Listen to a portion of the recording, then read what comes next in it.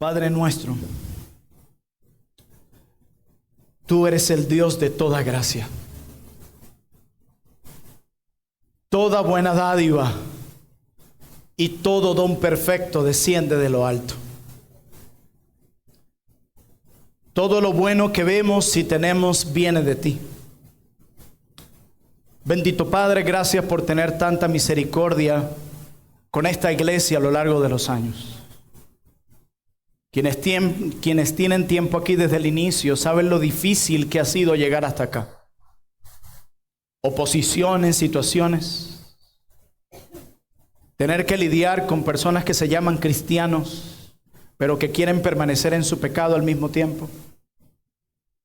Los sufrimientos que abaten el corazón de cada una de las ovejas. Pero a pesar de eso, tú has sido fiel y nos sigues manteniendo firmes y sigues prosperando este ministerio de acuerdo a tu voluntad. Porque nosotros no merecemos esto. Esto ha sido solo tu gracia. Permítenos seguir viendo tu gracia en medio nuestro y reconocer que lo que está pasando en esta iglesia y en nuestro país es obra tuya y no nuestra. Haznos cada vez más conscientes de tu soberanía y de tu amor. Lo pido en el nombre de Jesús. Amén. Un siervo de Dios dijo en alguna ocasión: imagina por un momento que tu casa se está quemando, pero tanto tú como tu familia pudieron escapar a tiempo de este fuerte incendio. Entonces en ese momento viene alguien a ti y a tu familia y les dice: yo quiero demostrarles a ustedes cuánto los amo. Y se arroja al fuego y esa persona se quema. Eso sería una locura, ¿verdad? Pero ¿saben por qué sería una locura? Porque ya tú estabas a salvo. Pero ¿qué pasaría si todavía estuvieras atrapado en tu casa en medio de este fuerte incendio, pero de afuera escuchas una voz que dice lo siguiente: no te preocupes, que yo te amo lo suficiente, yo siento amor por ti como para dar mi vida por ti? Esa persona penetra a través de las llamas, se convierte en una especie de escudo humano, te salva a ti y a tu familia, pero él muere carbonizado. ¿Tendrías tu duda del amor que esa persona dijo sentir por ti?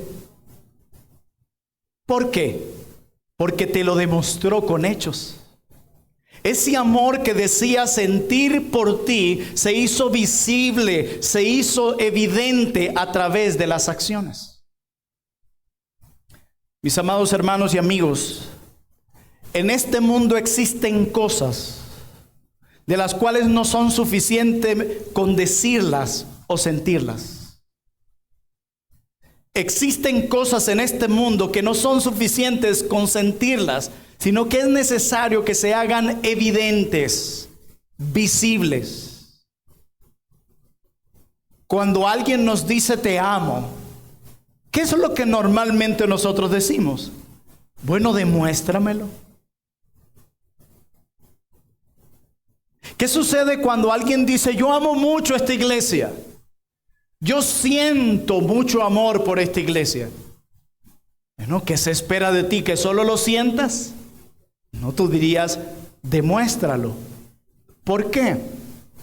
Porque como dije antes, existen muchas cosas que no son suficientes con decirlas y sentirlas, que es necesario que se hagan evidentes, demostrarlas, como lo vimos en el ejemplo anterior. Y una de esas cosas que no son suficientes con decirlas o sentirlas es la gracia de Dios. De nada sirve decir que yo siento la gracia de Dios en mí, pero esta no se hace visible en ti. De nada sirve decir que tú has recibido y que en ti se ha derramado la gracia del Dios de toda gracia, si esta no se hace visible en ti. Por eso mi argumento para ustedes en esta mañana es el siguiente. La gracia de Dios debe ser visible en la iglesia y en cada cristiano. La gracia de Dios debe ser visible en la iglesia y en cada cristiano. Y veremos nuestro texto considerando 2 puntos nada más. En primer lugar, quiero que veamos la gracia de Dios visible en la vida de una iglesia.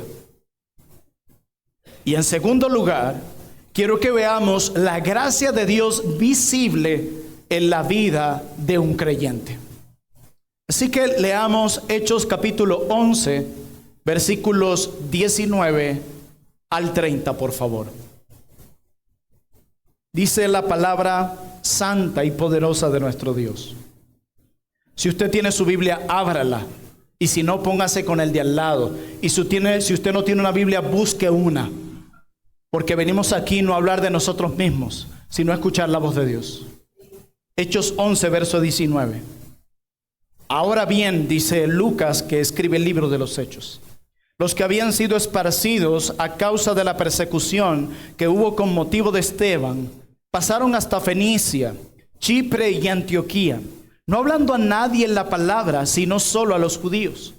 Pero había entre ellos unos varones de Chipre y de Cirene, los cuales cuando entraron en Antioquía, hablaron también a los griegos, anunciando el evangelio del Señor Jesús. Y la mano del Señor estaba con ellos, y gran número creyó y se convirtió al Señor. Verso 22. Llegó la noticia de estas cosas a oídos de la iglesia que estaba en Jerusalén, y enviaron a Bernabé que fuese hasta Antioquía. Cuando llegó y vio la gracia de Dios, se regocijó y exhortó a todos a que con propósito de corazón permaneciesen fieles al Señor, porque era varón bueno y lleno del Espíritu Santo y de fe, y una gran multitud fue agregada al Señor. Después fue Bernabé a Tarso para buscar a Saulo, y hallándole le trajo a Antioquía. Y se congregaron allí todo un año con la iglesia, y enseñaron a mucha gente. Y a los discípulos se les llamó cristianos por primera vez en Antioquía. Verso 27. En aquellos días unos profetas descendieron de Jerusalén a Antioquía, y levantándose uno de ellos llamado Ágabo, daba a entender por el Espíritu que vendría una gran hambre en toda la tierra habitada, la cual sucedió en tiempo de Claudio. Entonces los discípulos, cada uno conforme a lo que tenía, determinaron enviar socorro a los hermanos que habitaban en Judea, lo cual en efecto hicieron, enviándolo a los ancianos por mano de Bernabé y de Saulo. Amén. Veamos en primer lugar la gracia de Dios visible en la vida de una iglesia. Pero consideremos un poco de contexto.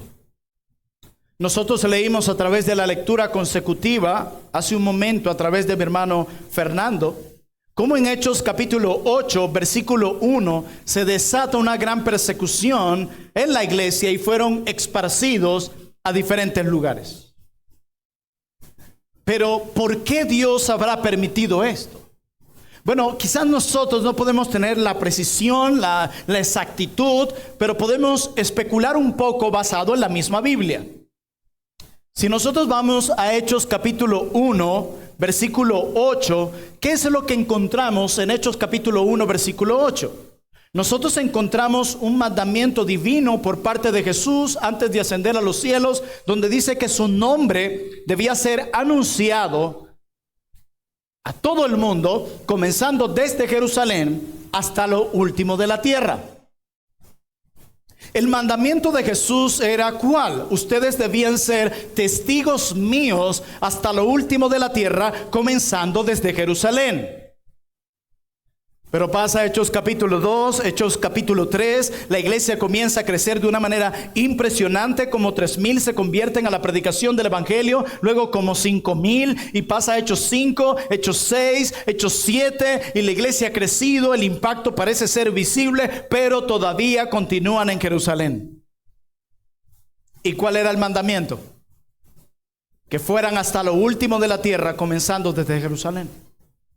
Y llegamos así al capítulo 8 y se desata la persecución por medio de la predicación del evangelio, sí, pero Dios permitió esa persecución para que ellos cumplieran la misión que les había encomendado.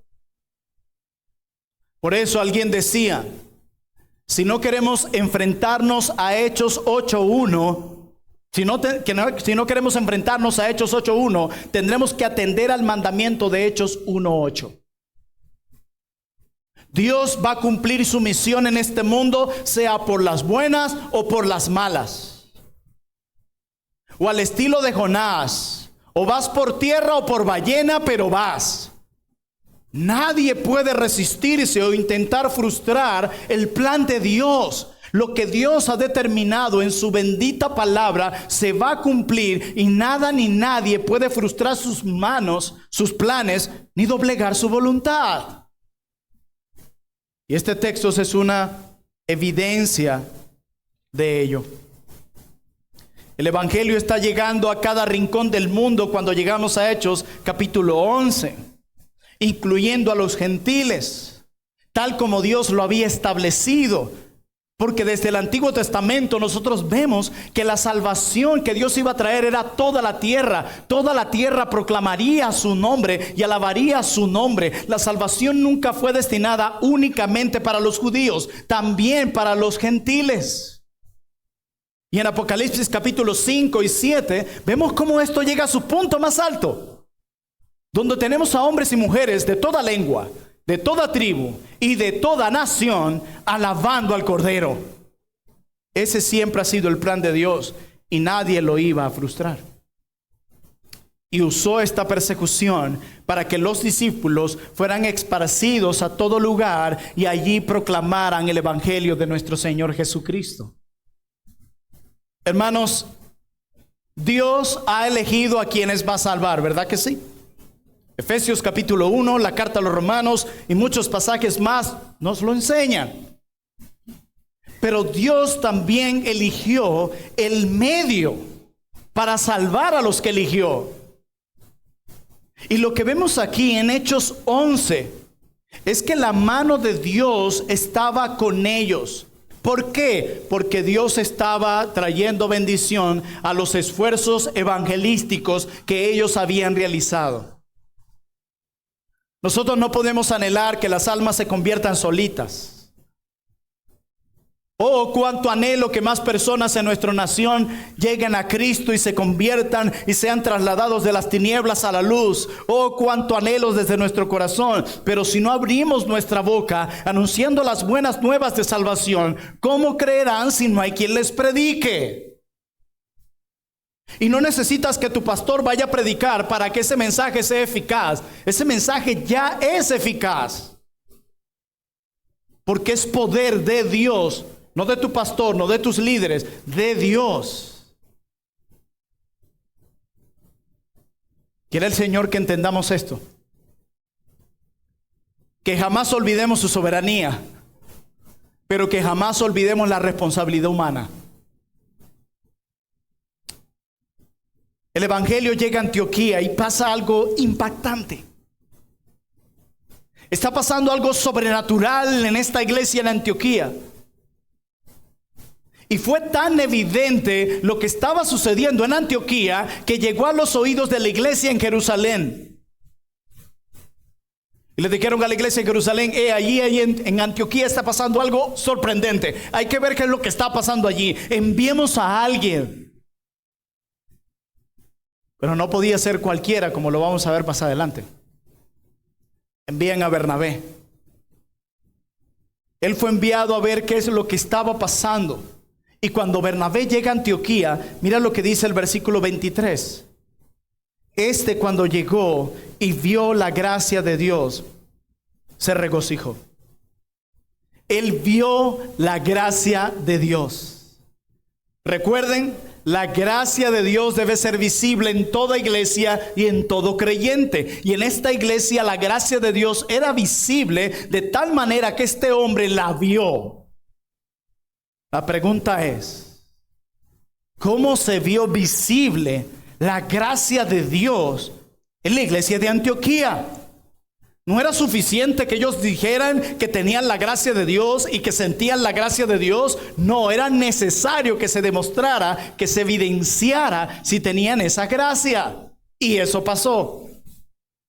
Y la primera forma en la que la gracia de Dios se hizo visible en la iglesia de Antioquía era en este punto: de que no poseían ningún prejuicio racial. Así como lo escucha. La primera evidencia visible, palpable, de que la gracia de Dios estaba en esta iglesia en Antioquía era que no poseían ningún prejuicio racial. Versículos 19 y 20. Ahora bien, los que habían sido esparcidos a causa de la persecución que hubo con motivo de Esteban pasaron hasta Fenicia, Chipre y Antioquía, no hablando a nadie la palabra, sino solo a judíos. Pero había entre ellos unos varones de Chipre y de Cirene, los cuales, cuando entraron en Antioquía, hablaron también a los griegos, anunciando el evangelio del Señor Jesús. El evangelio lo estaban escuchando gentiles, pero el evangelio también lo estaban escuchando judíos. Y este grupo de hermanos gentiles convertidos en Antioquía pudo haber dicho: miren, ¿sabes qué? Miren los capítulos 10 y 11 de Hechos. Ellos ni siquiera pensaban que el evangelio también era para nosotros. De hecho, nos aborrecen, porque tú y yo sabemos por Efesios capítulo 2 que había una gran enemistad entre judíos y gentiles. Se odiaban a muerte, a muerte. Y ellos podían decir: ¿sabe qué? A ese grupo de judíos no les prediquemos el evangelio, porque ellos no querían que el evangelio llegara a nosotros. Ellos siempre nos han odiado. A ellos no le demos la buena noticia de salvación, solo a los gentiles. Pero no fue eso lo que pasó. Hay cosas que son naturales en nosotros y otras que son sobrenaturales en nosotros. La venganza es natural en nosotros. Nosotros, para vengarnos de alguien de alguna forma, desde las que parecen más sutiles hasta las más terribles, nosotros no necesitamos leernos un libro de cómo puedo vengarme del que me hizo mal. Tú no necesitas ver en una serie en YouTube de 12 clases de cómo puedo vengarme o pagarle con la misma moneda al vecino que me hizo mal. Tú no tienes que hacer eso, te sale natural. Está aquí contigo en tu ADN. Pero ¿saben qué es sobrenatural? El tener el poder de vengarte y decidir más bien procurar el bien de aquel que te hizo mal. Eso es sobrenatural. Eso no se compra en la esquina. Eso es sobrenatural. Solo una obra de la gracia divina puede hacer esto. Por eso lo que está haciendo estos hermanos en la iglesia en Antioquía es algo sobrenatural. Ellos tenían en sus manos la probabilidad de vengarse y decir: no, el evangelio no a los judíos, porque ellos nos han rechazado, ellos nos odian. Y en los capítulos anteriores vemos con Pedro y los demás que ni siquiera pensaban que el evangelio llegaría a nosotros. No, no les prediquemos. Y dicen: no, también tomaron un grupo y también le predicaban a los judíos y a los griegos. Todos escuchaban el evangelio, todos. Mi amado hermano, cuando uno entiende que todo lo que ha recibido, lo ha recibido por gracia, y no porque uno lo merezca. Porque si hay algo que merecemos nosotros es la condenación debido a nuestras muchas infracciones a la ley de nuestro Creador. Pero cuando nosotros entendemos que el evangelio llegó a nosotros por gracia, que la salvación la obtuvimos por pura gracia, nosotros nos preguntamos: ¿cómo puedo yo privar a otros de esa gracia de la que a mí no me privaron? ¿Cómo yo puedo negarles a otros eso que yo mismo recibí? ¿Cómo puedo hacer eso? Los hermanos en Antioquía decían: hermanos, pero si el evangelio llegó a nosotros por gracia, nosotros no merecíamos tampoco recibir el evangelio. Entonces, ¿cómo vamos a negarle a ellos, por más mal que nos hayan tratado, cómo nosotros vamos a negarle a ellos lo que nosotros recibimos por gracia también? Hermanos, ser libre de este tipo de prejuicios es algo que solo Cristo puede hacer en un corazón. Porque la tendencia a nosotros es vengarnos. La tendencia a nosotros, ¿saben qué es natural en nosotros? El odio. Nadie tiene que darnos un folleto, cómo odiar, 6 pasos de cómo odiar, por si acaso no sabías. Nos sale natural. Rechazar a las personas que nos hicieron mal, nos sale natural. Ya uno tiene estrategia, ya sé qué cara voy a poner, ya sé por qué puerta voy a entrar, ya sé lo que voy a decir. Todo nos sale solito. Somos peores de lo que pensamos que somos. Pero cuando la gracia de Dios opera en nosotros, es imposible que ésta no se haga evidente en estas situaciones. Y aquí se hizo visible en primer lugar la gracia de Dios cuando ellos mostraron que eran libres de todo prejuicio racial. Aquí no hay lugar a la venganza. Aquí no hay lugar al odio. Nosotros hemos recibido la gracia de Dios. Hagámosla evidente, predicándole el evangelio a nuestros enemigos también. Eso pasó ahí. Pero la segunda evidencia de que la gracia de Dios estaba en esta iglesia y que era visible, era porque su doctrina había afectado positivamente sus vidas. Su doctrina había afectado positivamente sus vidas. Versículo 26. Y se congregaron allí todo un año con la iglesia y enseñaron a mucha gente. Y a los discípulos se les llamó cristianos por primera vez en Antioquía. Esta iglesia estaba saturada de la verdad. Hermanos, la doctrina es importante, ¿verdad que sí? Jamás menosprecies la doctrina, porque si tú menosprecias la doctrina, menosprecias la palabra de Dios, de donde fluye toda doctrina. Así que tú más bien deberías estar deseoso de que en tu iglesia puedas recibir doctrina por todos los frentes, por todos los lugares. Porque es por medio de la palabra de Dios, por la doctrina, que somos santificados. Es por medio de la doctrina que nuestro Dios nos es revelado. La doctrina importa. Pero en esta iglesia saturada de la doctrina apostólica, fue la raíz de la sana doctrina que otros creyentes fueron llamados por primera vez cristianos. Fue a raíz de esta sana doctrina. ¿Por qué? Como lo dice Mark Dunk, la verdad los afectó de tal manera que sus vidas retrataron las doctrinas que defendieron. Repito. La verdad los afectó de tal manera que sus vidas retrataron las doctrinas que defendieron. Cada doctrina que recibían moldeaba cada aspecto de su vida. Y era tan fuerte el impacto que esa doctrina había tenido en la vida de ellos, reformando sus corazones, que todos en Antioquía podían darse cuenta. Recuerden, hay cosas que no son suficientes con sentirlas o decirlas. Necesitan hacerse evidente. La gracia de Dios es una de ellas. Ellos no solo hablaban de Cristo, sino que también se parecían a Cristo en sus acciones, de tal manera que los identificaron como, estos son discípulos de Cristo, se comportan y hacen lo mismo que Él. Quiero decirles que este fue un título que fue usado negativamente a modo de burla hacia los cristianos, pero Lucas, quien escribe el libro de los Hechos, lo usa positivamente. Si me van a llamar cristiano porque me parezco a mi Redentor, amén, gloria a Dios, es lo que dicen.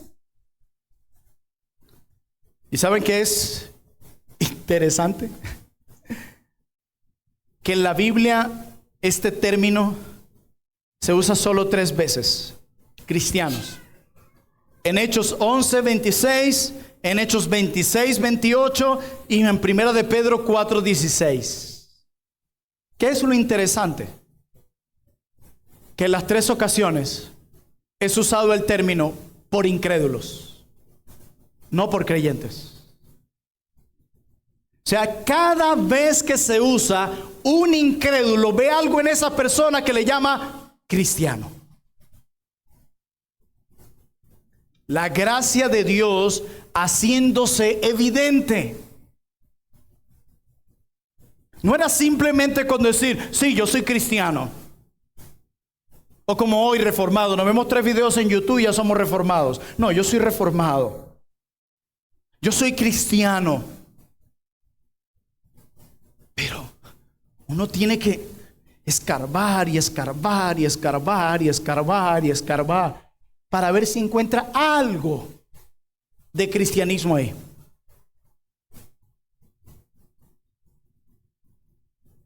Si nos acusaran de ser cristianos,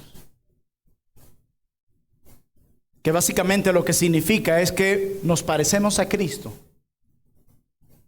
la pregunta para cada uno de nosotros es la siguiente: ¿habría pruebas suficientes para condenarnos? Si nos acusaran de ser cristianos, la gente tendría pruebas suficientes de tu vida para acusarte y decir, es evidente que tú eres de Cristo. ¿Habrían pruebas suficientes? O la gente tendría que decir, bueno, mira, me estoy enterando que ella y él son cristianos porque ellos me lo dijeron, pero yo no. Porque tenía una gorrita con un pececito que decía yo amo a Jesús. Si no, ni idea. Qué vergüenza hemos traído al cristianismo de hoy. Jóvenes, cuando la gente ve sus redes sociales, ¿llegaría a la conclusión que definitivamente en tus acciones eres como tu Salvador? O diría, ¿será? Es que publico unas cosas que uno dice, ¿será? Hermana, tus vecinos ¿te conocen como cristiano? ¿O eres de eso que les gusta estar invisible? Si nos acusaran de ser cristianos, ¿habría pruebas suficientes para condenarnos? ¿Sabes que a mí me da mucha tristeza? Cuando uno está hablando de alguien en la iglesia y la gente pregunta, ay, yo pensé que él no era cristiano.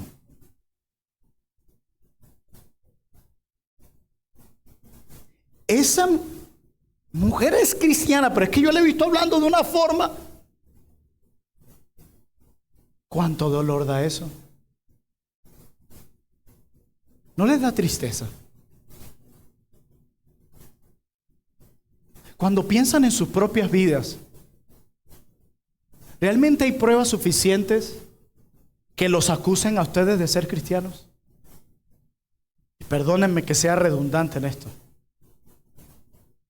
pero la gente dudaría. Tus hermanos aquí en la iglesia pueden decir, sí, mira, esa hermanita tiene una fe cada vez más creciente. O no, es la misma apática de toda la vida. ¿Ustedes han escuchado esa frase? A mí no me importa lo que diga la gente. Esa es la típica excusa para el que quiere vivir como le da la gana. Para que lo sepan. A nosotros sí nos importa lo que dice la gente. Porque nosotros en esta tierra estamos representando a Cristo y su nombre, su reino. Nuestra iglesia es una embajada de Cristo en esta aquí. Lo representamos. Y lo podemos hacer bien o pésimo. Pero cuando la gente veía a la iglesia en Antioquía, decían, no hay duda, estos son discípulos de ese Cristo. Míralos cómo viven. Hermanos, ya el título no es judío ni gentil. El título que recibe aquel que ha puesto su fe en Jesucristo es de cristiano. Ese es el título. Hermanos, ¿cómo hemos sido contaminados con la cultura impía? Vivimos en tiempos donde todo ha cambiado. Vivimos en una sociedad secularizada. De hecho, decía un siervo de Dios, las reservas que una vez el cristianismo vertió en la cultura se han agotado. Y el cristianismo se considera hoy una reliquia de una época pasada. Esa es la triste realidad. Ya los valores cristianos no están impactando ninguna esfera de esta vida. Porque el quietismo nos ha impactado, las cuatro paredes aquí encerrados, nuestra vida aquí, como si no hay nada que hacer allá. Y tenemos a personas comportándose de una manera aquí y en su lugar de trabajo un pésimo testimonio. La relación con sus familiares, un pésimo testimonio. La relación con sus vecinos, un pésimo testimonio. La relación con sus hermanos, un pésimo testimonio. El título nos quedó muy grande. Muy grande. Si los vecinos de aquí de la calle Lisandro Alvarado nos vieran, pudieran decir, esos son cristianos, pero ¿cómo supiste? No, porque ahí me dijeron que ahí hay una iglesia. Pero no, si vieras cómo se me han atravesado varios en el carro y llegan, le pasan a los vecinos por al lado y no dicen ni buenos días. Qué grande nos ha quedado el título. Dices que eres cristiano, que se te note. ¿Sabes cuándo es triste? Cuando alguien te dice, wow, y eso que vas a la iglesia. Eso muestra que algo estamos haciendo mal. Y vamos a dar cuentas a Dios por el tropiezo que estamos causando en otros. Como les dije, 3 veces se usa esta palabra cristianos en el Nuevo Testamento y siempre viene de labios de incrédulos. Si decimos que tenemos la gracia de Dios, que se note, hermanos. Si decimos que hemos sido salvados por la gracia de Dios, que se note. No crean en ese cristianismo, donde ese tipo de cristianismo, donde solo esa persona es la que afirma y ve su cristianismo. Bueno, quizá ustedes no han visto cuánto yo he crecido, pero yo sí me he dado cuenta cuánto yo he crecido. Hay un problema cuando eres tú solo, tú sola, quien ve eso. Los demás a tu alrededor deberían ver tu vida y decir, sí, él ha cambiado. Y por favor, cuando te digan que no has cambiado, no levantes prejuicios y muros que resisten a escuchar lo que te están diciendo. Aprende a escuchar incluso lo que a veces es difícil de escuchar. Porque a veces eso difícil de escuchar, esa exhortación difícil de escuchar, es la que Dios ha destinado a usar para producir un cambio en ti. No seas orgulloso. Recibe la corrección. Obviamente toda corrección tiene que estar filtrada por la palabra. ¿Quién determina lo que es bueno y malo? Dios. Ojalá en la práctica aplicáramos más eso. Sí, Dios es el que determina lo que es bueno y malo, pastor. Pero ¿sabes qué? Mira, a mí no me parece lo que tú estás diciendo sobre ese tema o haciendo sobre aquello. A mí no me parece. Yo pienso, hermanos, abran la Biblia. Tú puedes decir 1000 cosas en redes sociales, en las conversaciones, en la calle, la puedes decir de una manera con ímpetu, pasión y bien argumentada, pero si no encaja con la Escritura, yo no estoy en el deber de escucharte. Quien determina lo que es bueno y malo es Dios, no tú. Y hoy todos sufrimos de todología, hoy todos sabemos de todo. Los que no tienen hijos ni esposas son los que están escribiendo libros y hablando del matrimonio y de cómo criar hijos. Los que no saben nada de economía y se vieron 2 videos en YouTube de economía son los que quieren dirigir las empresas y enseñarles de economía. La todología invadió las mentes de muchos. No está mal reconocer que no lo sabemos todo. No está mal. Quien determina lo que es bueno y lo que no es Dios. Y es esa misma verdad que viene de Dios la que estaba impactando a la vida de la iglesia en Antioquía. Y el mundo podía verlo. Pero en tercer y último lugar, ellos hacían visible la gracia de Dios no solo porque eran libres de todo prejuicio racial, no solo porque la doctrina había impactado positivamente sus vidas, sino porque en tercer lugar, ellos evidenciaban la gracia a través de su generosidad. A través de su generosidad. Versículos 27 y 28. En aquellos días unos profetas descendieron de Jerusalén a Antioquía, y levantándose uno de ellos llamado Ágabo, daba a entender por el Espíritu que vendría una gran hambre en toda la tierra habitada, la cual sucedió en tiempo de Claudio. Entonces los discípulos, cada uno conforme a lo que tenía, determinaron enviar socorro a los hermanos que habitaban en Judea. ¿Ustedes se acuerdan que los judíos no estaban de acuerdo con que el evangelio llegara a ellos, y hay una amistad, una división racial desde hace muchos años entre judíos y gentiles? Y ellos podían decir, ajá, llegó el momento, necesitan nuestra ayuda. ¿O vas a decir que no sientes como un fresquito en el estómago cuando esa persona que te dijo algo, te hirió, te dice, necesito de tu apoyo en este momento? Y siente aquel fresquito, tranquilo, yo estoy aquí para ayudarte. Pero al mismo tiempo dentro de sí es, no sabía que esto iba a pasar.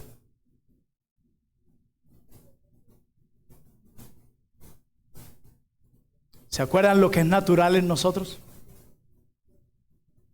El egoísmo es natural en nosotros. No tienes que enviar a tu hijo a la universidad a ver una materia, la materia egoísmo, para que él aprenda en un semestre cómo ser egoísta. Nos sale natural. Usted maneja. Me imagino que en la calle usted se da cuenta cómo abunda el egoísmo. Nos sale natural. Y estos hermanos podían decir, no enviemos nada. Pero estaban llenos de la gracia de Dios. Y la gracia de Dios siempre nos invita a ir a la segunda milla, más allá. La gracia de Dios siempre nos invita a vencer el mal haciendo el bien. Y cuando haces el bien, recuerda las palabras de Pablo, no te canses de hacer el bien. ¿Por qué? Porque tendemos a cansarnos de hacer el bien. Por eso no te canses. Y ellos, llenos de amor, envían la ofrenda a los hermanos judíos. Porque ellos sabían que fuera de cualquier cosa, no habían aprendido en primer lugar así de Cristo. Quien nos invitó y nos anima que si tu enemigo necesita de comer, dale. Ese es el cristianismo real, verdadero. Pero aparte de eso, ellos sabían que Dios los había salvado, ellos también por pura gracia, y ya no eran ni judío ni gentil, éramos hermanos. Enviemos la ofrenda a los hermanos. La iglesia naciente enviando recursos a la iglesia madre. Solo la gracia de Dios puede hacer esto.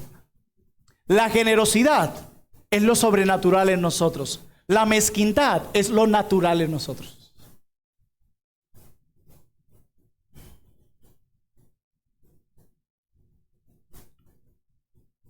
Dice que cada uno dio conforme a lo que tenía.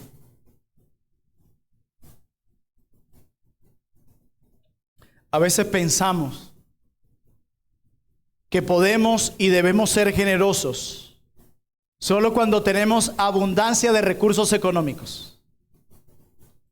Bueno, este domingo sí, vamos a poner un sobre en el cofre, porque esta semana fue buena. Pero en la semana mala, no, yo no me puedo descompletar. Y espiritualizamos todo. Dios sabe mi necesidad. Yo quiero decirles que ser generoso cuando se tiene abundancia es fácil. Cuando tú tienes 6 pares de zapatos es fácil regalar uno. Pero la Biblia nunca nos dice que para ser generosos necesitamos tener abundancia. Pregúntaselo a la viuda pobre, pregúntaselo a los creyentes del primer siglo, te dirán todo lo contrario. La generosidad verdadera Se manifiesta incluso cuando nosotros damos más allá de nuestras fuerzas, como pasó en un momento con la iglesia en Macedonia, que dice que dieron más allá de sus fuerzas mientras estaban en profunda tribulación. Y no solamente eso, dice Pablo en Corintios, sino que estaban experimentando profunda pobreza. Y enviaron una gran ofrenda a los hermanos. Hermanos, me incomoda en gran manera cuando alguien da y piensa que le está dando una propina a Dios. Agarra ahí esa propinita.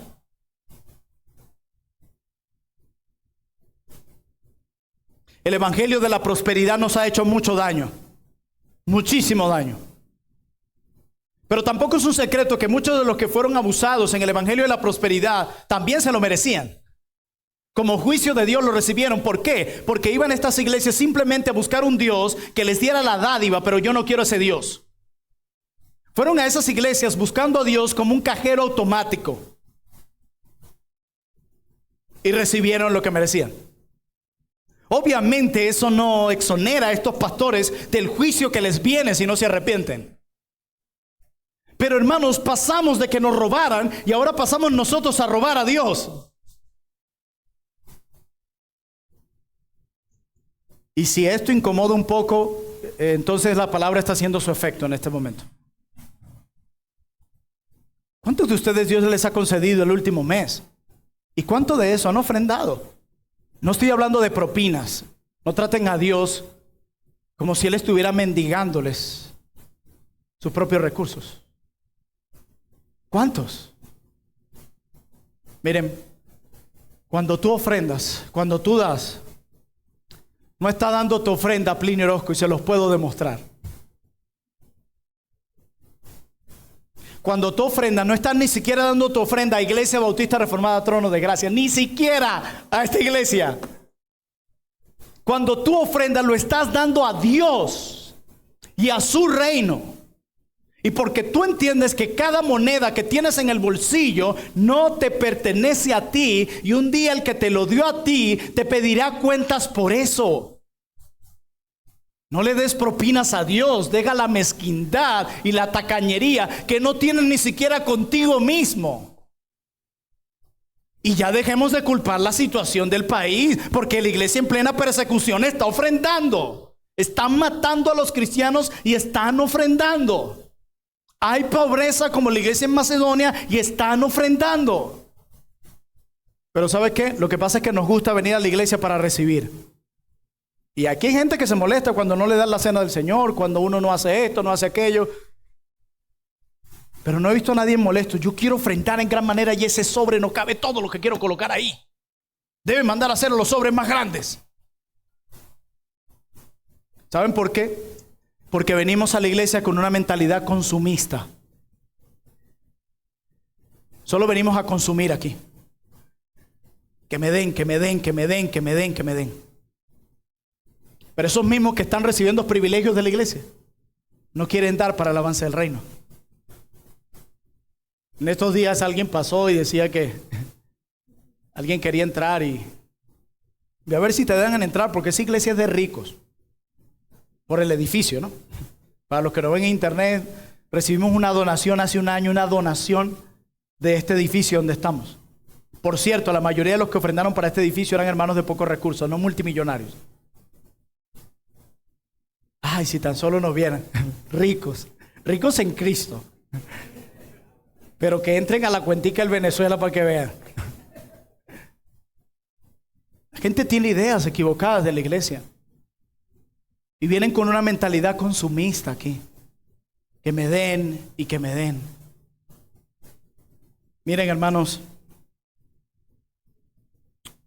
nosotros necesitamos orar por más recursos y para que Dios nos dé un corazón generoso. Y más nosotros como iglesia que hemos recibido tanto. Deberíamos ser los más generosos en toda Venezuela. Porque nosotros incluso necesitamos recursos para hacer lo que Dios nos manda hacer. Para hacer lo que Dios nos manda hacer, necesitamos recursos económicos también. Ay, qué bueno, hay que ir a las misiones y plantar iglesia y tener esto y tener aquello. Ay, pastor, aquí deberían poner como 2 aires más, que esté más frío, más heladito, como cuando uno entra al Farmatodo. Bueno, el hecho de que el Evangelio de la prosperidad haya distorsionado este tema no quiere decir que nosotros no vamos a tocarlo. Esto también es parte de la palabra de Dios. Quiere el Señor darnos un corazón generoso para que la gracia de Dios sea visible. Esta iglesia fue generosa en un último punto. Vayan al capítulo 13.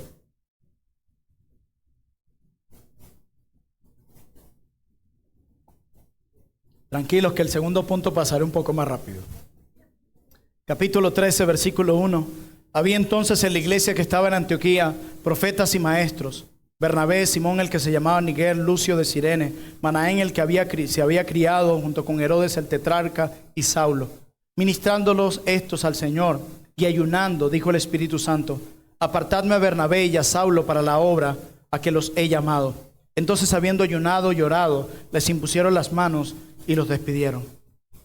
Esta iglesia no era generosa solamente al dar de sus recursos económicos para ayudar a una iglesia que lo necesitaba, sino que era generosa cuando daban los mejores dones que tenían en su iglesia para beneficio de otras iglesias. Otra iglesia pudo decir: Pablo y Bernabé, no podemos mandar a otros. Mandemos a alguien nuevo, a alguien que está aprendiendo, pero a Pablo y a Bernabé no nos los quiten, por favor. No, ellos dijeron: no, es que esto no se trata de nosotros. Este no es nuestro reino. ¿Ellos van a ser de beneficio para otras iglesias? Sí, enviemos a Pablo y Bernabé. Qué privilegio tener en la iglesia enseñándote a Pablo y a Bernabé. Aquel que había aprendido del Antiguo Testamento a los pies de Gamaliel y que ahora había entendido el Evangelio de Cristo. A un hombre lleno de bondad y de piedad como Bernabé. ¿Quién no quiere ser pastoreado por un hombre así? Pero ellos dijeron: esto se trata del reino de Dios. Eso me hace acordar a Pablo en Filipenses cuando le dicen: Pablo, hay unos allá afuera que están predicando para causarte molestias. Y él dice: ¿pero qué están predicando? No, a Jesucristo. Ah, está bien, que lo prediquen. Pero no te vas a molestar. ¿Por qué? Esto no se trata de mí. Esto se trata de Cristo y su reino. Que sigan predicando.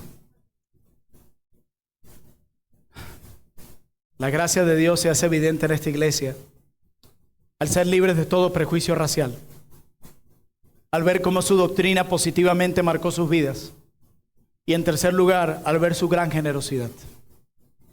Pero en último lugar, veamos la gracia de Dios visible en la vida de un creyente. Miren lo que sucede en el versículo 22.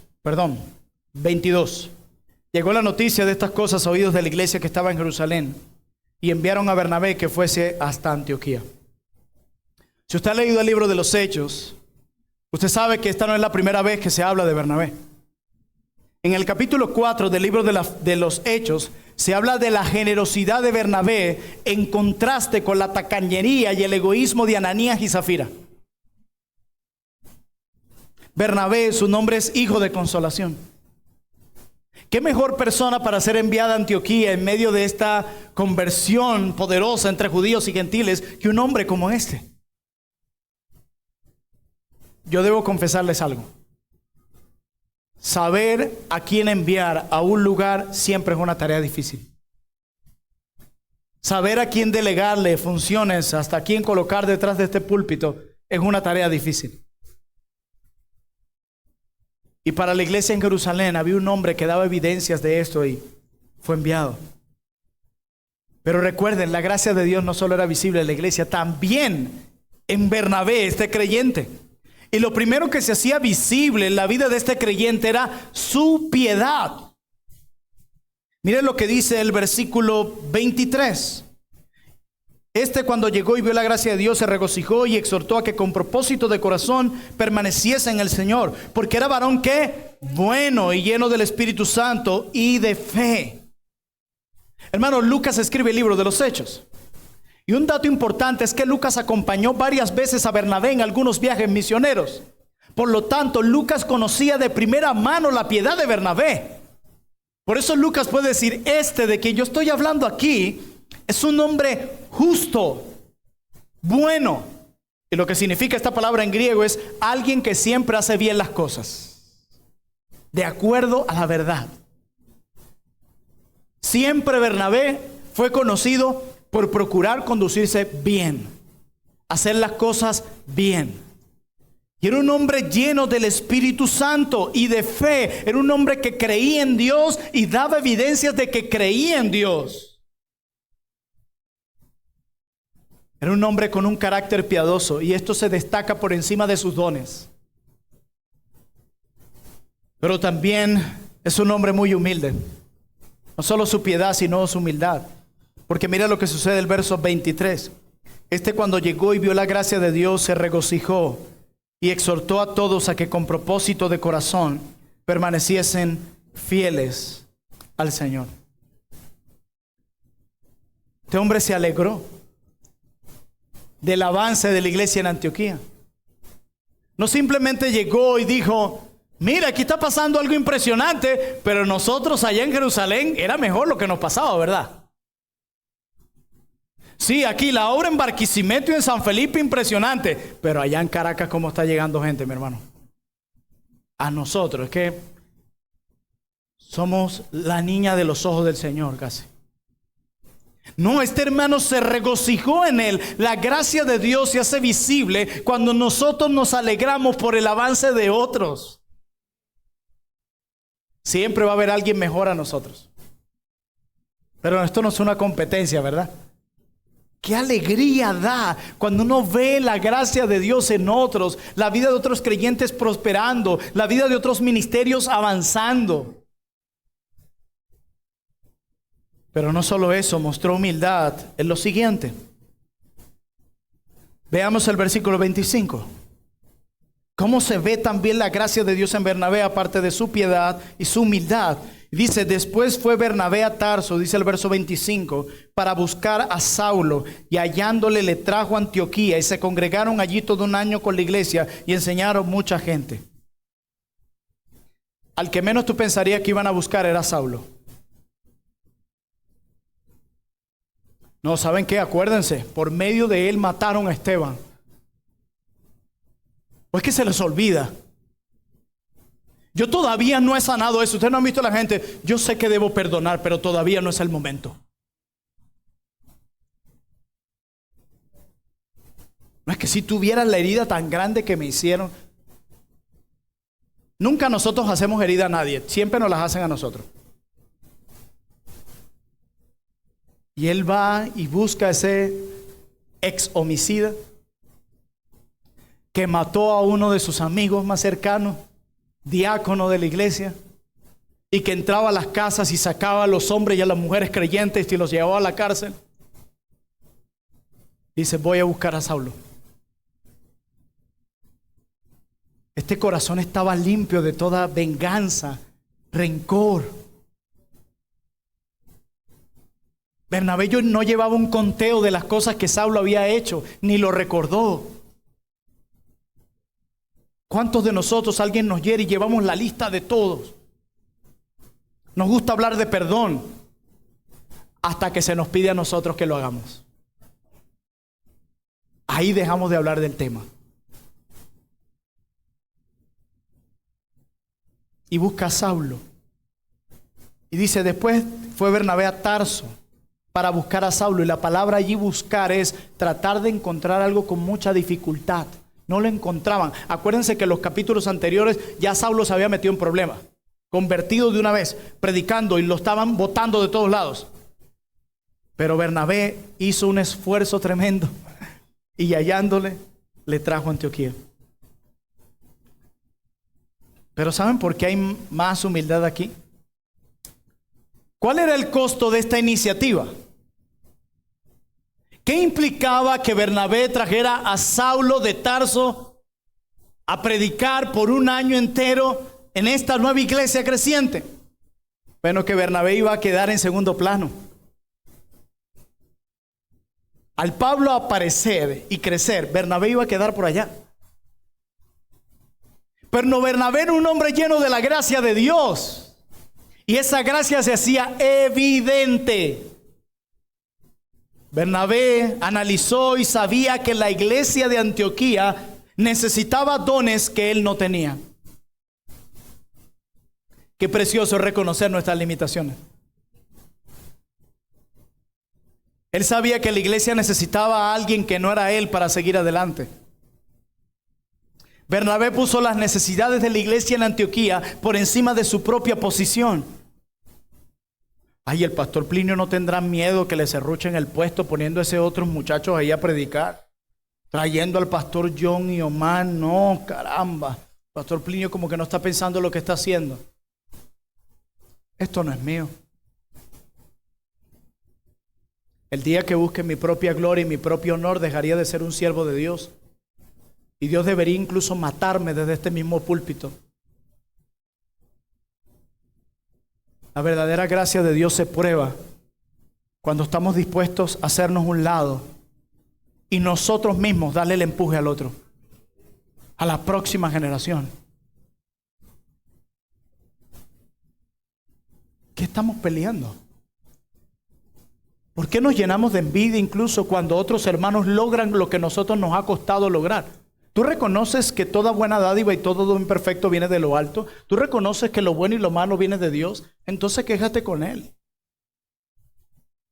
Él es el que enriquece y empobrece. Alégrate. Pero no simplemente alégrate, sino haz algo para impulsar al otro.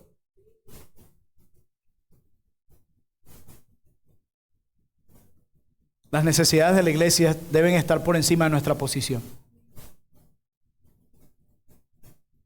No importa que esto dejaría a Bernabé en las sombras, porque se trataba del pueblo del reino de Dios. Hermano mío, hermana mía, ¿estás dispuesto a tomar el camino de la humildad donde no serás el centro de atención? ¿Estás dispuesto a hacerte un lado y estar en las sombras para que otros avancen? ¿O te molesta? ¿Cómo puede ser esa hermanita? Yo quería ese grupo discipulado y quería que él, siempre ella. Alégrate. Alégrate, mi hermano. ¿Saben qué hace daño? La envidia. No deja dormir en paz a esa persona. Alégrate. Así que la gracia de Dios se podía ver en Bernabé por su piedad y por su humildad. Quiero ir cerrando. Hermanos, solo puede hacerse evidente la gracia de Dios cuando la poseemos. ¿Por qué perdonamos? ¿Por qué? Porque nosotros recibimos un día la gracia del perdón. ¿Por qué aceptamos a las personas? Porque un día fuimos aceptados.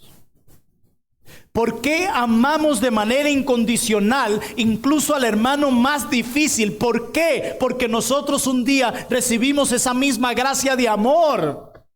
¿Cómo puedes privar a otro de aquello que tú recibiste? ¿Cómo puedes negarle el perdón a alguien? Sea tu hermano biológico o en la fe. ¿Cómo puedes atreverte a decir, no te perdono? Cuando tú mismo un día recibiste la gracia del perdón. ¿Cómo puedes tú negarle el amor a alguien que viene aquí y que quizás te ha hecho la vida difícil? Porque en los cielos la comunión con el pueblo de Dios era una gloria, pero la comunión con el pueblo de Dios en la tierra es otra historia. ¿Cómo podemos negarle el amor a alguien, ese amor que recibimos un día? ¿Cómo podremos negarle a nuestros hermanos, incluso a nuestras familias, a nuestros padres, a nuestros vecinos? ¿Cómo podemos negarle la gracia de Dios y la misericordia que un día Él nos dio a nosotros? ¿Cómo?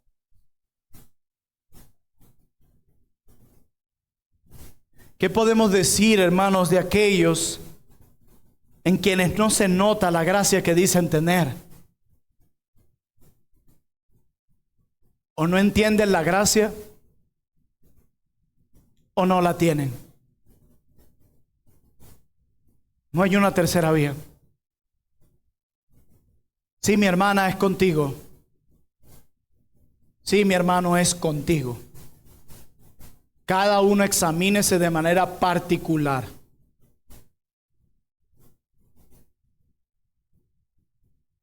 Te dirán, vaya sermón el que nos va a dejar el hombre antes de irse. Si acaso se cae el avión, por lo menos los deja percibidos. Y ya los supersticiosos ya están, ay Dios mío, si se cae es por eso. Si este va a ser mi último sermón, que por lo menos los rete a examinar sus vidas.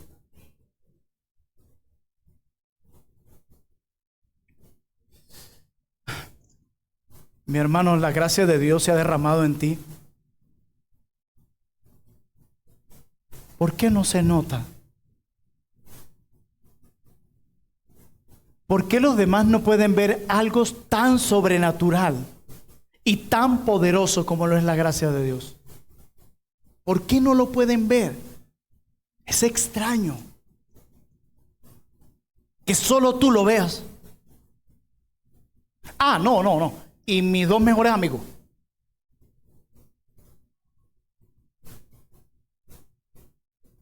La única forma en que no se note es que o no has entendido la gracia o no la tienes. Y puede que esa actitud en la que sigues y que ya varios se han acercado a ti a amonestarte sobre eso, solo esté confirmando que tú no tienes la gracia de Dios. Y es por eso que no respondes de manera distinta, porque no tienes lo único que puede ayudarte a responder de manera distinta.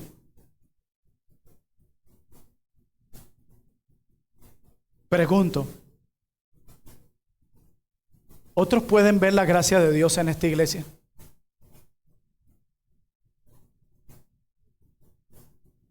Otros pueden decir, sí, la gracia de Dios se ve ahí en trono de gracia. O sencillamente lo único que destaca entre nosotros son nuestros bonitos himnos y nuestro bonito edificio.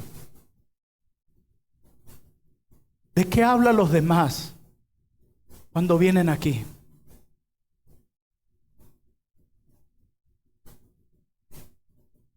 ¿Ven otros la gracia de Dios en nosotros? Me duele pensar que lleguemos a pisar el terreno de la hipocresía y convertirnos en un sepulcro blanqueado.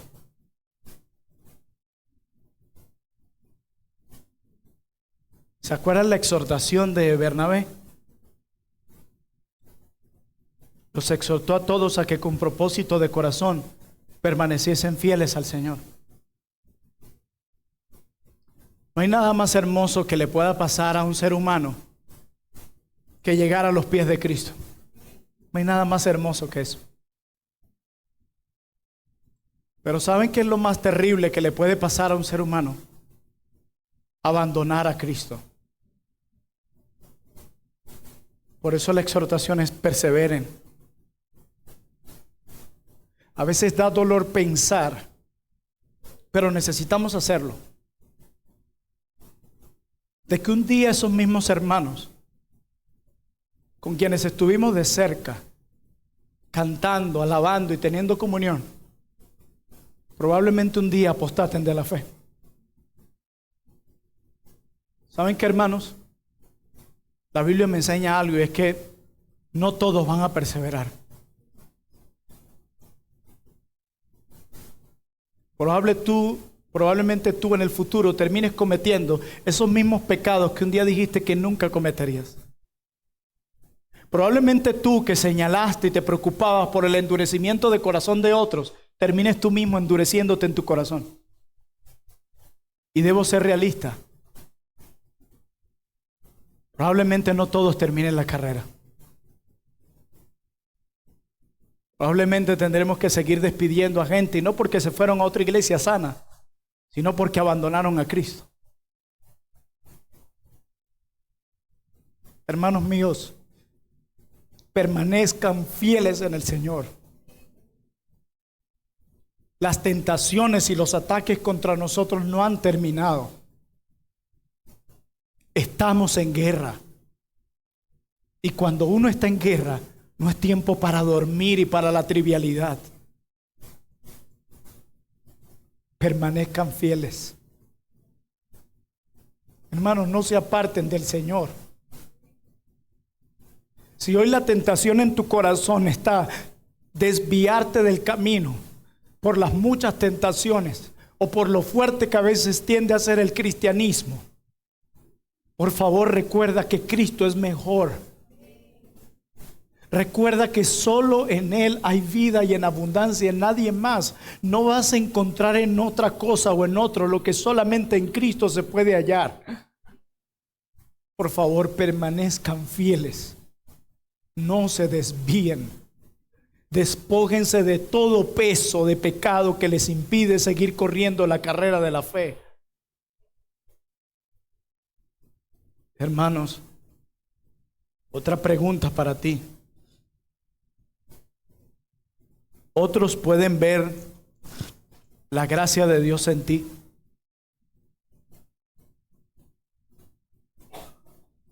¿O solo es algo que tú ves y que solo tú sientes? Otros pueden decir, sí, la gracia de Dios era evidente en ese hermano y en esa hermana.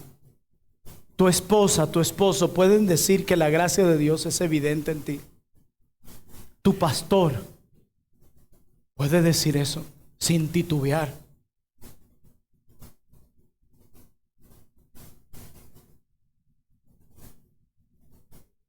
Aquellos que están aquí sin Cristo pensarán, bueno, yo quiero de esa gracia. ¿Dónde puedo comprarla? ¿Qué tengo que hacer para obtenerla? Yo quiero esa gracia que me lleva a lo sobrenatural, a hacer esas cosas que no son naturales en mí.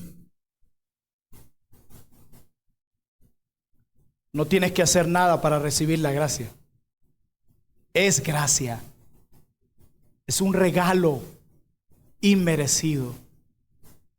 Solo tienes que creer de todo corazón de que la obra de Jesucristo, el Hijo de Dios, es suficiente para salvarte, para librarte de la ira divina, para declararte justo delante de Dios, para pagar tu cuenta delante del Padre y para hacerte parte de la familia de Dios. Solo tienes que creer y nada más. Amada iglesia, ruego que la gracia de Dios se siga derramando en nuestro ministerio, pero ruego también que se haga evidente, que otros puedan ver si realmente tenemos la gracia de Dios. Oremos. Oh amado Señor,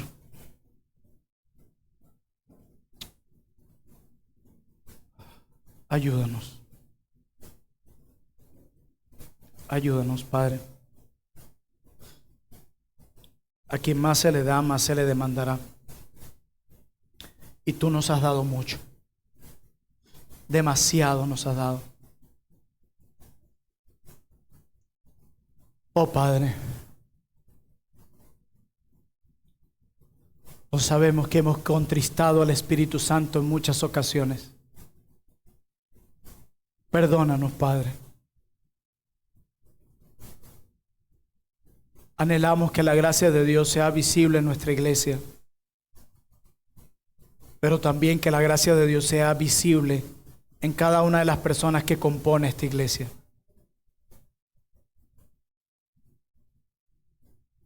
Jamás podremos huir de tu presencia. Jamás podremos escondernos de ti. Tú nos conoces bien. Tú conoces nuestras múltiples flaquezas. Que esa gracia que has impartido en nosotros pueda hacerse visible para que los demás glorifiquen tu nombre en nosotros. Es lo único que te pido, Señor. Que los demás puedan ver, notar que realmente hemos recibido la salvación que viene de ti. En el nombre de nuestro Rey Jesús te lo pido. Amén.